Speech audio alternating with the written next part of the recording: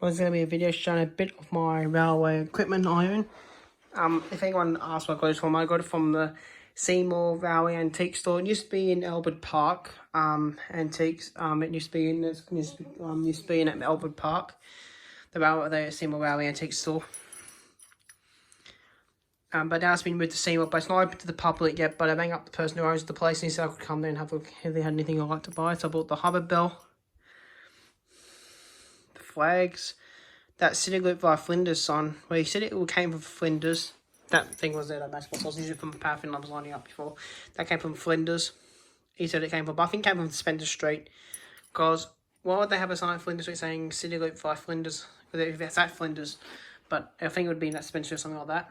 But yeah, and some railway crossing like that one's came from South Geelong when they were doing the track work and they were replacing the boom gate. My mum asked the worker if I could have that.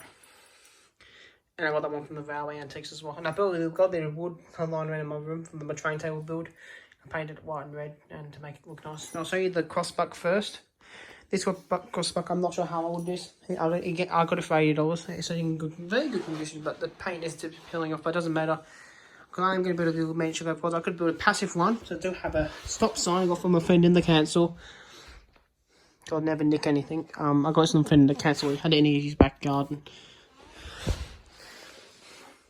And I could build a passive crossing or build myself electronic level crossing. I do have the bell there. But what I did, I had to replace the bolts. I just put some new bolts in that square piece and hold it. The level crossing sign sits above that door on that screws there. I'm going to put it back up there later on. I'll show you the crossing lights inside. And what I did, when I got the light from South Geelong and the one, well here I did do this mod, but the one from Seymour Railway Antiques. I keep thinking it's that place in Seymour, the Railway and the Railway Heritage thing. I keep thinking of that when I'm saying this thing. This thing has a globe. The original lamp was a bit knackers. I just tried to wire around there to sort of connect that. And the wire going up there stored to the bottom part of the lamp light bulb. And inside there's a flasher relay. This one flashes when I turn it on. I'm not going to demonstrate them. I'll put a video up shortly. Also have that bell ringing with this. I'll quickly show that semaphore thing. That's from the Seymour Railway Antiques as well. Up from an old mechanical Holland semaphore. I may be going to go back there one day if I can ask me to go back there. Or maybe going to buy the arm that goes with that. So maybe put something near to semaphores in all thing. I think they're about 3 feet long. The arms, I'm not so sure how long. I've forgotten how long they said they were now. I know they're not that long. But if you only want power where you're supposed to be using these making the light up, I'd recommend use 12 volts, 2.5 amps. A little bit higher wouldn't matter. But I would recommend using that because it won't do damage to the light bulb. And if you want I've got the bulbs from, you can get it from any car shop, like petrol station, Autobarn, anything like that in Victoria. Because these are the original globes, because I don't work for the railways, I can't get my hands on these original 10 volt bulbs. Anyway, it's a bit difficult to run 10 volt bulbs on a power supply, but you can't get 10 volt power supplies, and it's really difficult to get right and 9 volt source will power the 10 volt bulbs. But I'm going to show you this South one I got from South. My mum asked the workers at the crossing when they were replacing the Swiss bone gates if I could have this light, and also got one of my friend Victorian Rail Hedges. I'll show you the ring I did to this ring. This ring originally was really sun damaged when I got it, but it looks really white on the camera because what I did, there's a mixture you can do, it's called, you can use nappy sand whitener and hot water, and you leave that in the sun, and what happens, it will burn the suntan straight out of this and turn it back to orange. I'm trying to get it back to that original colour, but it did go a little bit whiter. You have the original casing. That's how I received it. I haven't cleaned this up yet. This is how it was when I received it. That's all this makes the colours. It's just clear white. Now that's what makes the colours. I've got 2 of those coloured ends. That's what this one. I was also don't use it for much now. But this is the bulb I use. I'll tell you what they are. They're Volkswagen Beetle combi bulbs, or old style car bulbs. The man told me in the store. And then these are 21 watts, 12 volts. If you look at the connector on the original globe, the one on the original, on this new one, SSDS, the bulbs is a bit smaller. I had a hard time finding these bulbs. I found out these car bulbs work better. And inside there's all the wiring for this thing. And I have a switch in there. Also, if you wanted to, you can get a flasher relay. I've got this one. You also can make yourself a flasher circuit with relays and flasher relays to make it flash left and right, like a crossing light. I did a video about on YouTube. I believe I put it on YouTube and my mum's Instagram.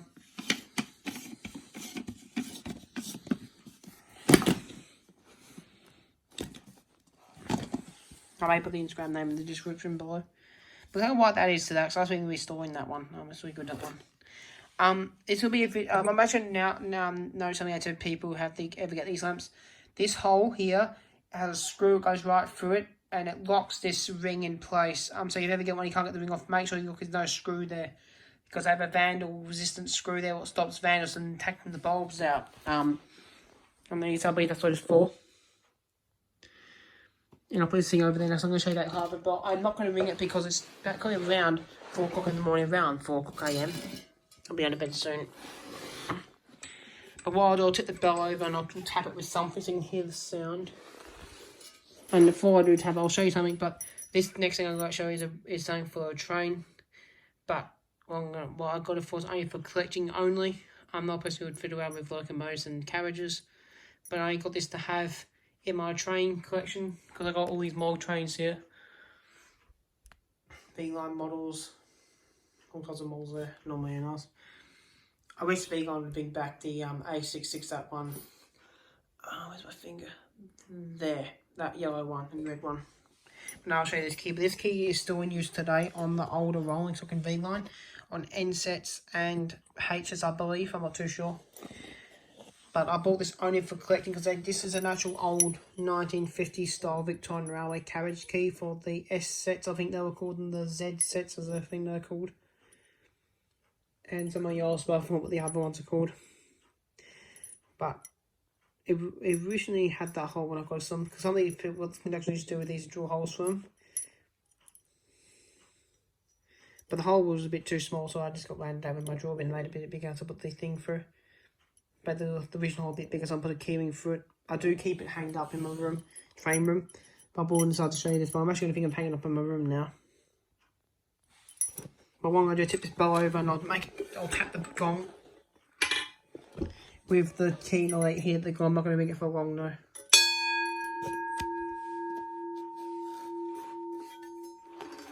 Oh, lift it up, it's heavy as this bell.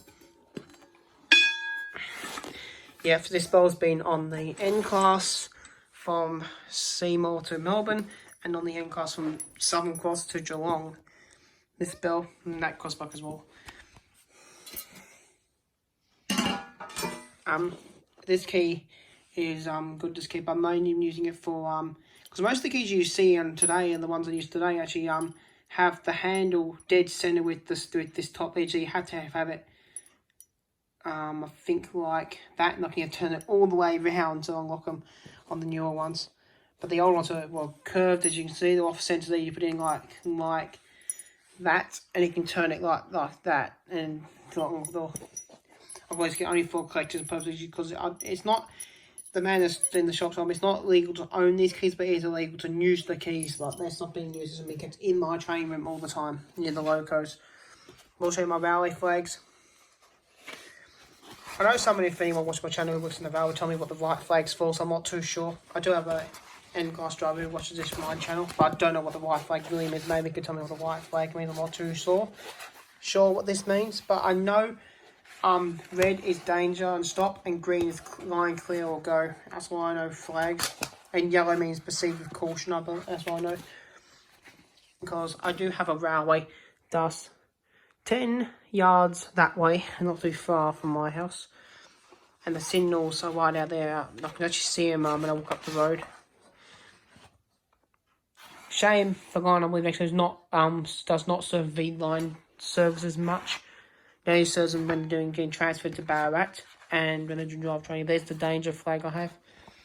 I believe I got these for about $20, $6 for all the flags. $20 each these flags were. There's the green one.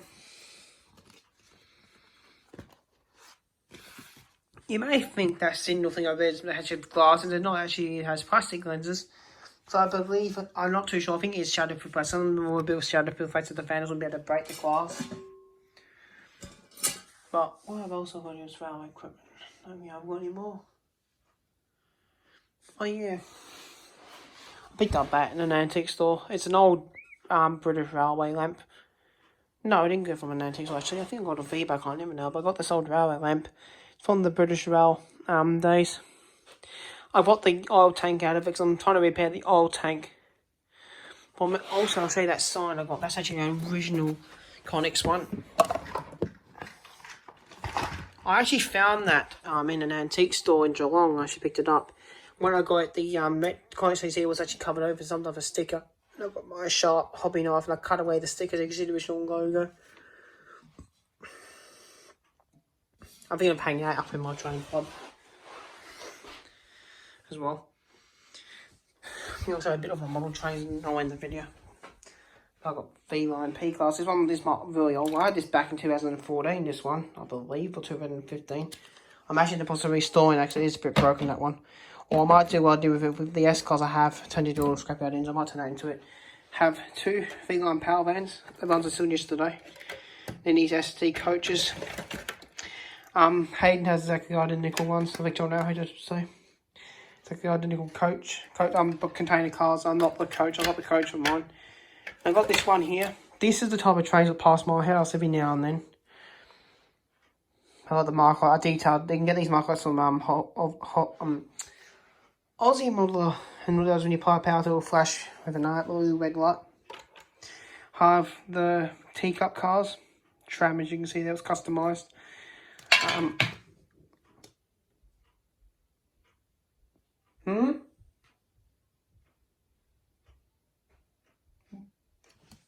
What did you say?